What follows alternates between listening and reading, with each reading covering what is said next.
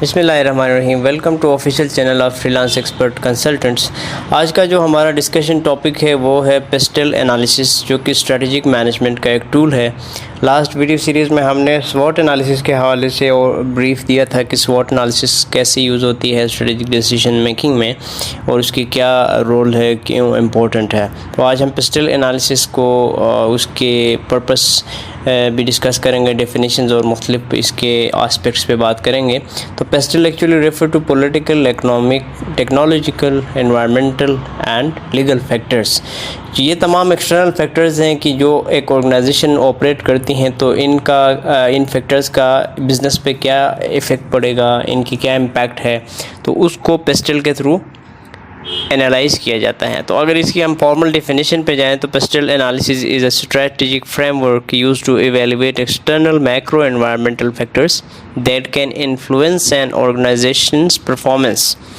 तो वो external macro environmental factor, जिस तरह मैंने बताया, political, economic, social, technological, environmental and legal, उनका आपकी बिजनेस ऑपरेशंस पे क्या इम्पैक्ट पड़ रहा है और उसी हवाले से आप स्ट्रेटेजिक डिसीजन मेकिंग को कैसे इंश्योर कर लेंगे, तो वो आप पेस्टल के थ्रू एनालाइज करते हैं, जो कि मार्केट डायनेमिक्स को स्टडी करते हैं, पोटेंशियल रिस्क को आप आइडेंटिफाई करते हैं, फिर अकॉर्डिंगली एक्सटर्नल एनवायरनमेंट को देखते हुए स्ट्रेटेजिक प्लानिंग और लॉन्ग टर्म डिसीजन मेकिंग को इंश्योर किया जाता है पेस्टल एनालिसिस के थ्रू।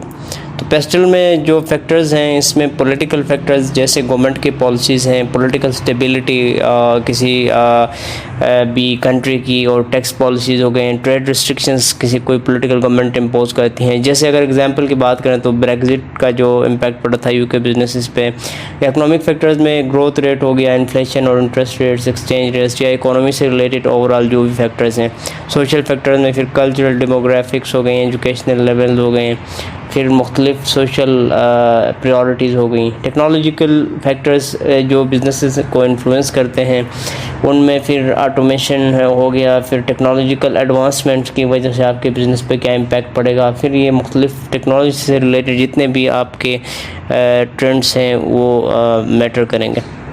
तो एनवायरमेंटल फैक्टर्स की अगर बात करें तो क्लाइमेट चेंज, एनवायरमेंटल जो रेगुलेशंस हैं, फिर आपके वेस्ट डिस्पोजल प्रैक्टिसेस हैं, तो उसकी इम्पैक्ट क्या पड़ेगा बिज़नेस पे। जिस तरह आजकल क्लाइमेट चेंज के चैलेंजेस हैं, तो उसमें फिर इको फ्रेंडली एक्टिविटीज़ के लिए क्या चैलेंजेस फेस करना पड़ रहा है, तो वो सारी चीज़ें देखेंगे पेस्टल एनालिसिस में। फिर और लीगल फैक्टर्स की हम बात करें तो एम्प्लॉयमेंट लॉज हैं, फिर हेल्थ एंड सेफ्टी रेगुलेशंस हैं, फिर कंज्यूमर प्रोटेक्शन के लॉज हैं, फिर आपके कॉपीराइट और इंटेलेक्चुअल प्रॉपर्टी के लॉज हैं।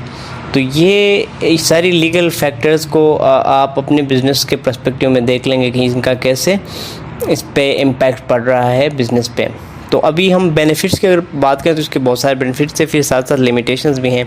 ये एक स्ट्रक्चर्ड फ्रेमवर्क एनालाइज प्रोवाइड करता है कि आप मैक्रो एनवायरमेंटल फैक्टर्स को एनालाइज करें, जिस तरह मैंने पहले बताया, और ये बिजनेसेस को एंटिसिपेट करता है एक्सटर्नल थ्रेट्स और अपॉर्चुनिटीज़ को बेस्ड ऑन द एनालिसिस, और ये स्ट्रेटेजिक थिंकिंग और लॉन्ग टर्म प्लानिंग को इंश्योर करने में मदद देता है, और मार्केट की जो असेसमेंट है ये इसके थ्रू की जाती है। लिमिटेशंस में फिर ये अगर बात करें तो एक्सटर्नल फैक्टर्स पे फोकस करता है, क्योंकि इंटरनल फैक्टर्स इसमें आप एवेलुएट नहीं कर सकते हैं। और दूसरा ये एनालिसिस है बहुत सारी कंट्रीज़ का जनरलाइज करके फिर एक जनरल और सब्जेक्टिव एनालिसिस होती हैं, वो एक इसकी लिमिटेशन है।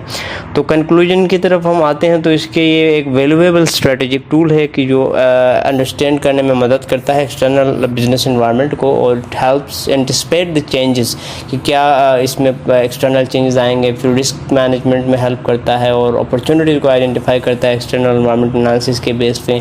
फिर आपको प्रोएक्टिव अप्रोच करने में मदद देता है कि एक्सटर्नल चैलेंजेस को आप कैसे कोप अप कर लोगे।